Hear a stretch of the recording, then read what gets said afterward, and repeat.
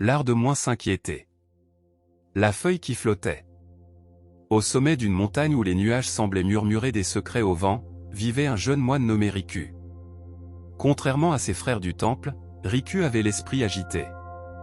Son cœur battait fort chaque fois que quelque chose sortait de l'ordre prévu. Si le ciel se couvrait, il s'inquiétait de la pluie. S'il ne pleuvait pas, il craignait la sécheresse. Si un bol se fissurait, il imaginait déjà tout le temple s'écrouler.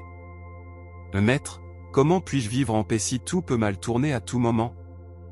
Demanda-t-il un jour à son vieux guide, le maître Sgen, alors qu'il balayait des feuilles tombées sous un cerisier.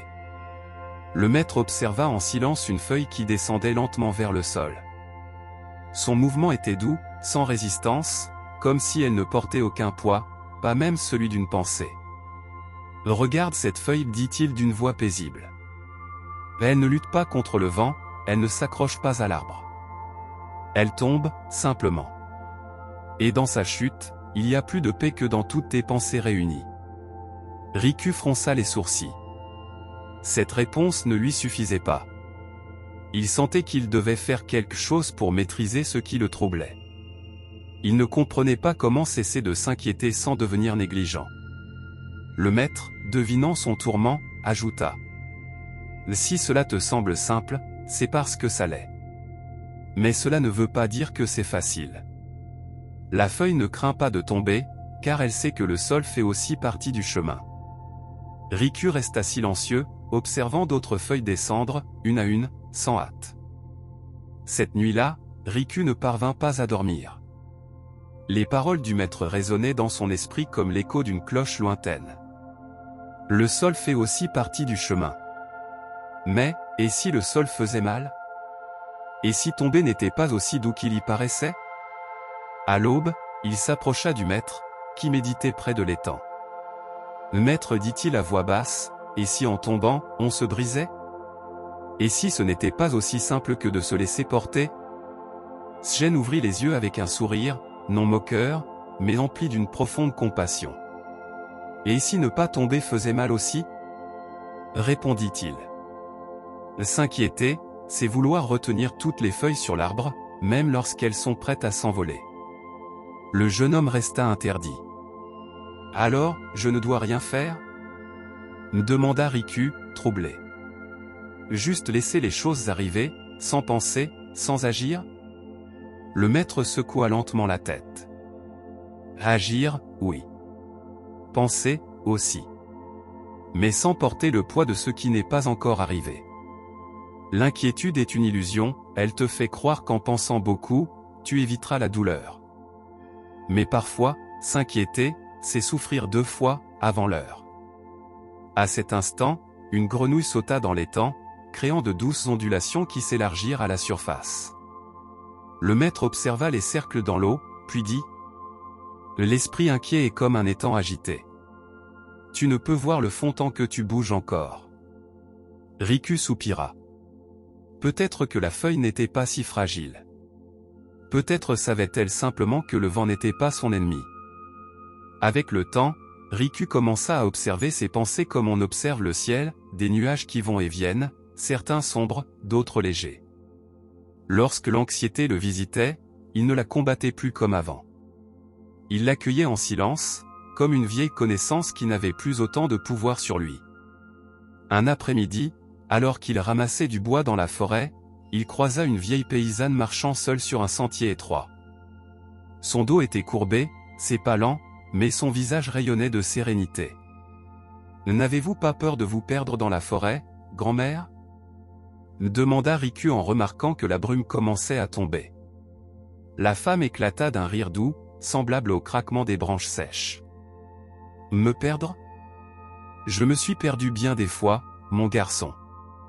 Et chaque fois que je me perds, je découvre quelque chose de nouveau. » Riku sourit, comprenant que cette femme ne vivait pas sans peur, mais sans se tourmenter d'avance. « Alors, vous ne vous angoissez pas pour ce qui pourrait mal tourner? » « Bien sûr que non, répondit-elle. Ce serait vivre 2 fois le même choc.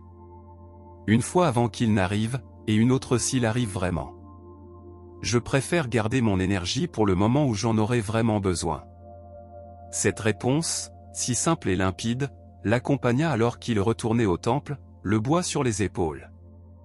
Peut-être, pensa-t-il, que l'art de moins se faire de soucis ne consiste pas à ne pas avoir peur, mais à ne pas la nourrir. Et pour la première fois depuis longtemps, le poids de son esprit lui sembla plus léger. À son retour au temple, Riku s'arrêta devant le cerisier. Le même arbre sous lequel son maître lui avait parlé de la feuille. Cette fois, il n'y avait pas de vent. Les feuilles demeuraient immobiles, comme si elles écoutaient. Il s'assit en silence et ferma les yeux. Il ne chercha pas à contrôler sa respiration ni ses pensées. Il les laissa simplement être, comme on laisse l'eau couler dans un ruisseau sans tenter d'en modifier le cours. Alors, une image surgit dans son esprit, lui-même, plus jeune, courant dans la cour avec une pierre à la main, tentant d'attraper l'ombre d'un papillon. Il se revit frustré, épuisé, poursuivant quelque chose qu'il ne pouvait saisir. « C'est ça, ma préoccupation, pensa-t-il. Essayer d'attraper des ombres avec les mains. » Lorsqu'il ouvrit les yeux, Sgen était à ses côtés. Il était arrivé sans bruit, comme toujours. « Tu as vu quelque chose, dit le maître, sans poser de questions. Riku acquiesça. « J'ai compris que s'inquiéter, c'est vouloir résoudre ce qui n'est pas encore arrivé. C'est vivre dans une illusion permanente. » Sgen posa une main sur son épaule. « Exactement. Et chaque fois que tu reviens à l'instant présent, tu relâches ce poids. La vie ne te demande pas de tout contrôler. Elle te demande seulement d'être là. » Le jeune homme inspira profondément. À cet instant, il n'y avait ni problème, ni décisions urgentes, ni peur. Seulement l'arbre, l'air, et lui, pleinement présent. Et en lui, quelque chose commença à fleurir. Dans les jours qui suivirent, Riku commença à pratiquer le détachement de ses pensées comme on relâche un cerf-volant dans le vent. Quand une inquiétude surgissait, il ne la suivait pas. Il l'observait, la nommait en silence peur, doute, et si, puis la laissait passer, comme un nuage sans importance. Un matin, alors qu'il puisait de l'eau au puits, il aperçut un jeune novice pleurant en silence. Il s'appelait Aki et venait d'entamer son premier mois au temple. « Que se passe-t-il, Aki » demanda-t-il avec douceur. « J'ai peur de mal faire, murmura l'enfant. De ne pas être à la hauteur. Que le maître me gronde. Qu'on me renvoie chez moi. » Riku le regarda avec compassion. Il se reconnut en lui, dans son angoisse, dans sa lutte intérieure. Il se pencha et ramassa une feuille au sol. « Tu vois cette feuille ? Tu crois qu'elle se soucie si le vent l'emmène au nord ou au sud ?» Aki secoua la tête, intrigué. Elle se laisse simplement porter et poursuivit Riku. Pas parce que rien ne compte, mais parce qu'elle a confiance que la terre l'accueillera. Et toi aussi, Aki, tu tomberas parfois.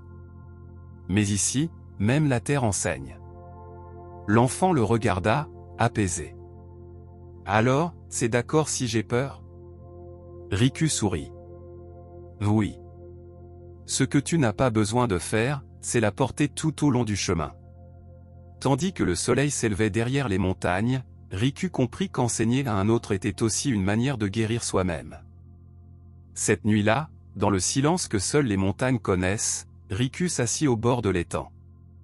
La lune se reflétait dans l'eau comme un œil qui voyait tout, sans jugement, sans hâte. Le jeune moine n'avait plus besoin de réponses urgentes. Il commençait à comprendre que la paix ne venait pas de la résolution de chaque problème, mais de la manière dont on s'y reliait. Le maître Sgen le rejoignit sans un mot. Tous deux contemplèrent les ondulations de l'eau, et le maître dit : « Beaucoup pensent que l'inquiétude est une forme d'amour.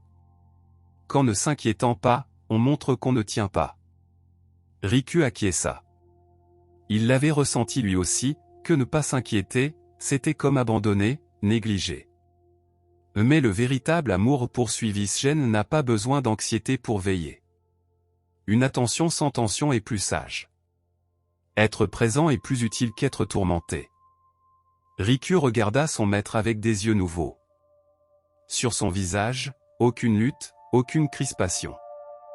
Il était comme un rocher qui a appris à faire partie du courant. Alors, on peut vivre sans s'inquiéter, et aimer profondément quand même. Encore plus, répondit Sjen. Ce n'est que lorsque tu cesses de t'inquiéter que tu peux aimer librement. La nuit devint plus dense. Le vent fit frémir doucement les branches. Et Riku sentit, pour la première fois, que son cœur n'avait pas besoin de s'agripper à quoi que ce soit pour être en paix. Il n'avait pas besoin de contrôler. Juste de faire confiance. Les mois passèrent, et Riku n'était plus le même jeune homme anxieux. Il marchait avec calme, travaillait avec attention, et écoutait avec un cœur ouvert. Il avait appris à vivre sans anticiper la douleur, sans inventer des tempêtes qui n'étaient pas encore là. Un jour, un visiteur venu de la vallée arriva au temple, en quête de conseils. C'était un homme d'affaires, épuisé par la vie, portant avec lui une liste infinie de récits. Et si mon entreprise échoue? Et si je tombe malade? Et si je perds tout ce que j'ai construit? Dit-il à Riku, tandis qu'il servait le thé dans le jardin. Riku le regarda avec compassion. Il ramassa une feuille morte tombée du cerisier et la lui tendit, comme un symbole. Regarde cette feuille. Peux-tu me dire combien de temps elle est restée sur l'arbre avant de tomber? L'homme la contempla, un peu déconcerté. Non, je ne sais pas. Et pourtant, elle est tombée au moment juste, répondit Riku. Et ni trop tôt, ni trop tard. Et si tu faisais confiance, toi aussi, que beaucoup de choses, même celles que tu ne contrôles pas, tomberont au bon moment? Le visiteur resta silencieux, touché. Peut-être que jamais personne ne lui avait dit que ne pas savoir, c'était aussi acceptable. Que lâcher prise, c'était aussi une forme de sagesse. Se faire du souci, c'est comme arroser une fleur avec de la peur, ajouta Riku. L'eau n'arrive pas claire, elle arrive troublée. Et une fleur ne s'épanouit pas dans l'angoisse, mais dans la présence. À cet instant, le visiteur observa les feuilles danser dans le vent. Et, l'espace d'un instant, il comprit. À la fin de l'automne, le cerisier du temple avait perdu presque toutes ses feuilles. Riku s'assit sous ses branches nues, cette fois sans tristesse. Il comprenait que la chute n'était pas une fin, mais une étape du cycle. Il ferma les yeux et sentit le vent sur son visage. Non comme une menace, mais comme un message. Tout arrive. Tout passe. Tout a son moment. Il se rappela son arrivée au temple, rempli de peur face à l'avenir, enchaîné à des pensées qui l'entraînaient comme des courants souterrains. À présent, ce fleuve intérieur était plus calme. Non parce que le monde avait changé, mais parce qu'il avait cessé de vouloir le retenir. Le maître Sjen s'approcha une dernière fois et lui dit. Tu as appris l'art de moins t'inquiéter. Il ne s'agit pas de fuir la douleur ni d'ignorer la réalité. Il s'agit de faire confiance. De vivre avec légèreté, comme la feuille qui se donne au vent, sans cesser d'être feuille. Riku s'inclina devant son maître, profondément reconnaissant. Il savait que les défis, les pertes et les doutes reviendraient. Mais il ne porterait plus le poids de ceux qui n'étaient pas encore nés. Car il avait découvert que la véritable liberté n'est pas l'absence de problèmes, mais l'absence de chaînes. Et ainsi, comme la dernière feuille qui tombe sans peur. Riku se releva, et poursuivit son chemin. Fin.